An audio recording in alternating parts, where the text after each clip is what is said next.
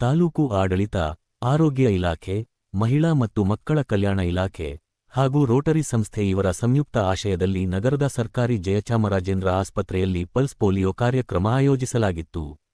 ಕಾರ್ಯಕ್ರಮವನ್ನು ಉದ್ಘಾಟಿಸಿ ಮಾತನಾಡಿದ ತಹಸೀಲ್ದಾರ್ ಸಂತೋಷ್ ಕುಮಾರ್, ರಾಷ್ಟ್ರೀಯ ಪಲ್ಸ್ ಪೋಲಿಯೋ ಕಾರ್ಯಕ್ರಮದಂದು ತಾಲ್ಲೂಕಿನಾದ್ಯಂತ 8 ಯೋಜನಾ ಘಟಕಗಳಲ್ಲಿ 0ಯಿಂದ 5 ವರ್ಷದ 17,562 ಒಟ್ಟು ಮಕ್ಕಳಿದ್ದು, 150 ಪಲ್ಸ್ ಪೋಲಿಯೋ ಲಸಿಕಾ ಬೂತ್ಗಳಲ್ಲಿ ಒಟ್ಟು 600 ವ್ಯಾಕ್ಸಿನೇಟರ್ಸ್, 31 ಮೇಲ್ವಿಚಾರಕರು ಕರ್ತವ್ಯ ನಿರ್ವಹಿಸುತ್ತಿದ್ದಾರೆ ಎಂದು ತಿಳಿಸಿದರು.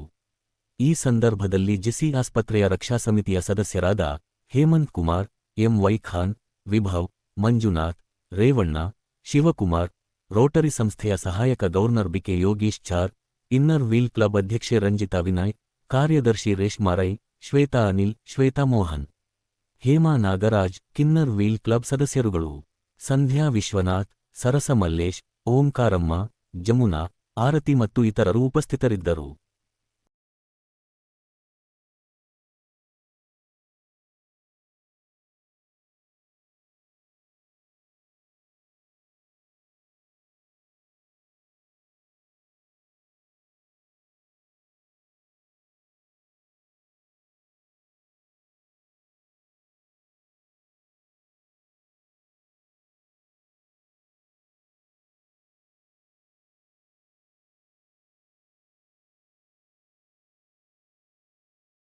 ಕಾರ್ಯಕ್ರಮವನ್ನು ಇಡೀ ದೇಶಾದ್ಯಂತ ಹಮ್ಮಿಕೊಂಡಿದ್ದು ತಾಲೂಕಿನಲ್ಲಿ ಕೂಡ ಒಂದು 4 ದಿನಗಳ ಕಾಲ ಕಾರ್ಯಕ್ರಮ ತಾಲೂಕಿನಲ್ಲಿ ಒಟ್ಟು